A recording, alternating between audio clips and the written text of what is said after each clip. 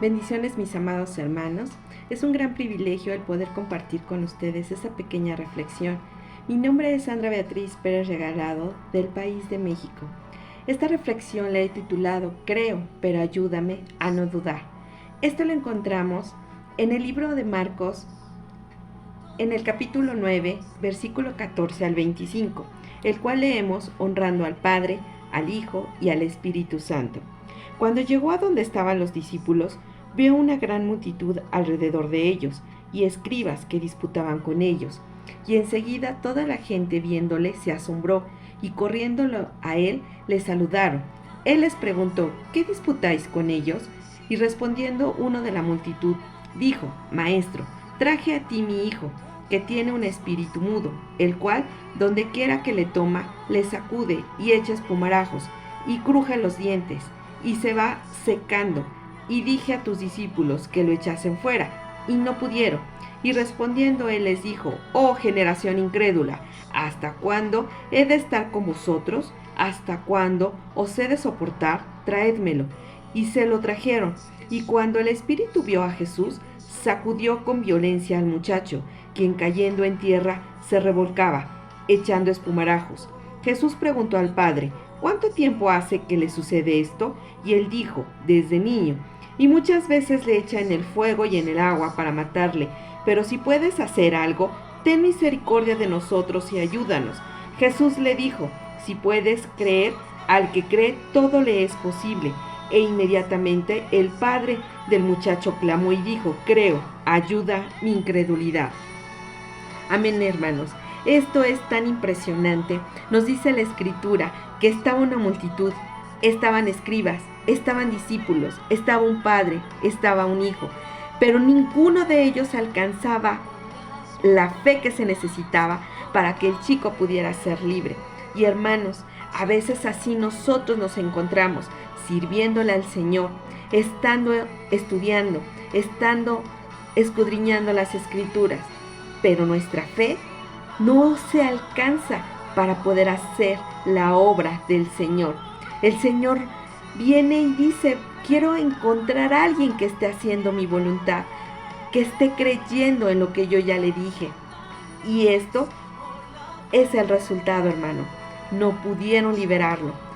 Y sobre todo, el Padre dice: creo, dice que clamó, y en el momento que clamó es en el momento que se dio cuenta de su condición.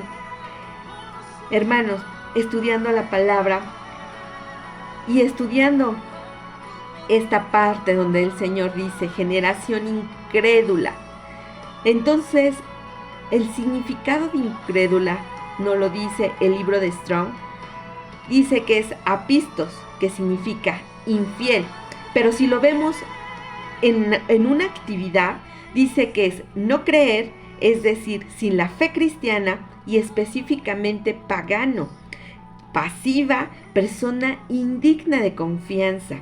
Pero si ahora estudiamos el significado de creo, de igual manera, del libro de Strong, nos dice que es pisteu, que significa cree, confiar, es un verbo. Entonces, hermanos, el confiar significa que no tienes que dudar. Nos dice el Salmo 26, número 1: Júzgame, oh Jehová, porque yo en mi integridad he andado, he confiado a sí mismo sin titubear. Aquí no lo vuelve a comentar. La confianza, el confiar en el Señor en ese momento, no hay titubeo. Como lo dijo este padre: creo, pero ayúdame. Es si creo o no creo.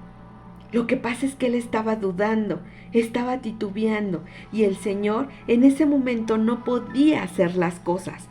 Esto es tan increíble.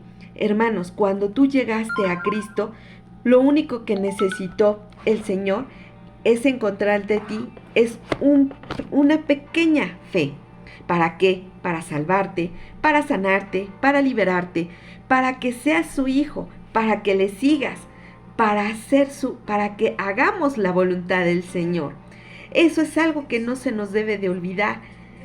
Ahora, la fe está relacionada con los hechos.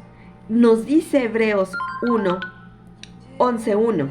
Es pues la fe la certeza de lo que se espera, la convicción de lo que no se ve. Y esto nos lo relata en hecho varios hombres de fe. Y el primero es Abraham. Abraham en ese tiempo, hermanos, no existía ni siquiera la ley. Pero él creyó y dice el Señor que le fue contado por justicia. Abel entendió y entregó la mejor ofrenda. Noé creyó y obedeció e hizo un arca. Rahab, justa por sus hechos.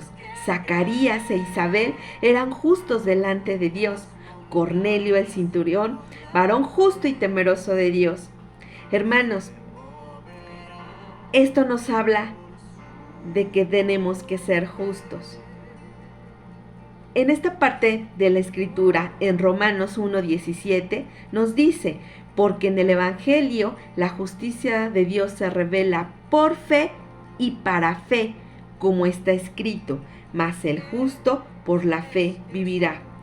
Es revelado el Evangelio, hermanos, por fe, por eso aceptamos a Cristo. La ley no justifica. Gálatas 11:11 nos lo dice, que por la ley ninguno se justifica ante Dios. Es evidente, porque el justo por la fe vivirá. Y Habacuc también nos lo dice, Habacuc 2:4. He aquí que aquel cuya alma no es recta se enorgullece, mas el justo por su fe vivirá. Amados hermanos, se requiere un alma recta y sin orgullo, porque a veces podremos decir que nuestra fe está activa, pero realmente hay orgullo. Nuestra alma no está recta delante del Señor. Ahora, algo bien impresionante, hermanos, que yo al estudiar esta palabra, el Señor me daba y decía, la duda y la incredulidad no permite alcanzar la victoria.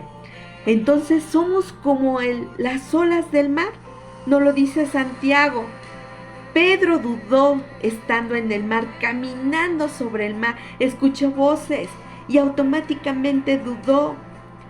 El pueblo hebreo dudó a pesar de que salió y vio las manifestaciones del Señor, dudó.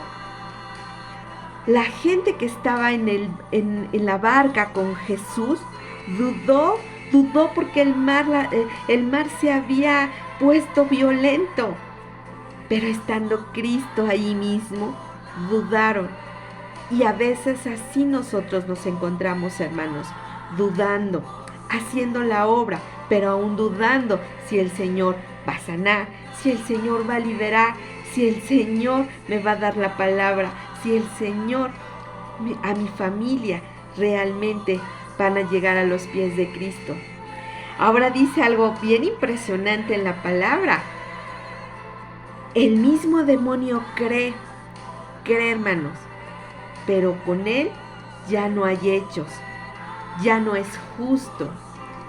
El resultado para él, hermanos, este es un nivel, imagínense, estando en un nivel mismo de un demonio, por esa incredulidad, por esa duda, nos dice que el resultado será el lago de fuego.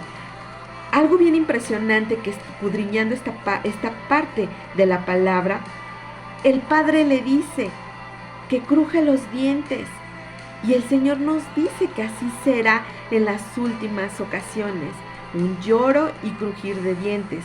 El pequeño o el joven ya estaba experimentando esta parte que el Señor nos dice cuál va a ser el final.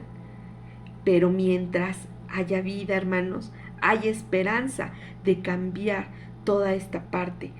Aún nuestro nivel de fe tiene que seguir aumentando.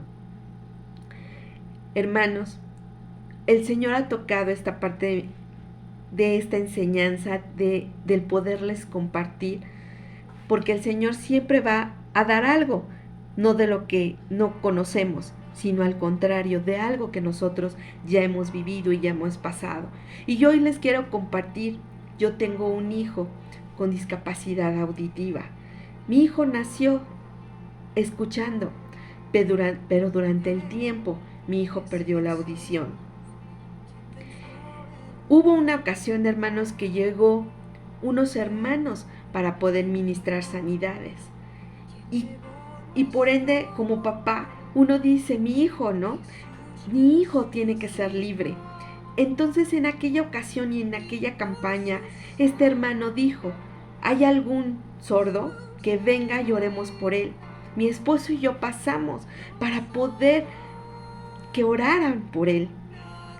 Hermanos, mi hijo no se dejaba tocar. Era algo de verdad impresionante porque él veía a los demonios y no dejaba que nadie lo tocara y que nadie oraba por él. No se pudo hacer nada, hermanos. Entonces yo me retiro de ese momento viendo a mi hijo llorando, mi hijo pataleando y haciendo ciertas situaciones desagradables. Entonces yo me retiro de la multitud, pero en eso llega mi pequeña nieta. Mi nieta presentaba dolores, hermanos, constantes de estómago. Tenía constantemente tos. Cuando nosotros la llevamos a que checara su estado, pensamos que era una tos y el médico nos dijo, no, su pequeña no tiene tos, su pequeña el problema es gástrico, lo tiene en el estómago. Pero hermanos, nosotros no hicimos caso. ¿Por qué? Porque nuestros ojos estaban completamente en la condición de mi pequeño. Toda la situación y todo el enfoque era él. Se nos estaba olvidando que servíamos. Se nos estaba olvidando que teníamos otros que también nos necesitaban. Entonces mi pequeña llegó y me dijo, mamá, ¿puedo ir a que oren por mí? Hermanos, yo me sentí la peor de las madres. Las peor porque es mi nieta, la peor de la abuela. Y entonces yo le dije, claro, pasa. Y mi esposo me dijo, tú quédate con el niño, yo paso con ella. Hermanos, fue algo impresionante, porque mi niña, el Señor la sanó, el Señor hizo un milagro con ella. Mi esposo fue testigo que la persona que venía no oró por ella, sino fue el pastor. Literal, introdujo su mano en el estómago y vio a mi esposo de forma espiritual cómo salió el tumor. El pastor estaba impresionado y dijo, ¿por qué la niña? ¿Por qué Amaya? Y nosotros le contábamos que la niña venía con dolores, pero que no nos habíamos imaginado ese nivel. Hermanos, nosotros como padres dudábamos. La gente que estaba ahí dudaba de la manifestación y el poder de Dios para liberar a mi hijo. Pero había una pequeña que su fe era tan grande que dijo, yo voy por mi milagro. Y ella fue por ese milagro. Hermanos, de verdad, la fe, el creer, nos lleva a todo. Eso fue una gran lección para mi esposo y para mí, cuando el Señor nos habló y nos dijo, les falta fe. En ese momento empecé a cambiar mi condición, porque era necesario, hermanos. Y yo hoy te digo a ti, que tu fe no falte, hermanos, porque dice que entonces al final no tendremos paz y seremos echados al lago de fuego. Imagínense qué impresión. Hoy yo te invito, hermano, que hagas una reflexión, que realmente analices cómo está tu vida, sirviéndole pero sin fe, escudriñando la escritura pero sin fe. Hoy es tiempo de cambiar, hoy es tiempo de modificar esta parte. Hoy bendigo tu vida y bendigo que puedas crecer y que tú puedas dar ese fruto, porque es lo que el Señor viene a buscar. Te bendigo, mis amados hermanos. Amén.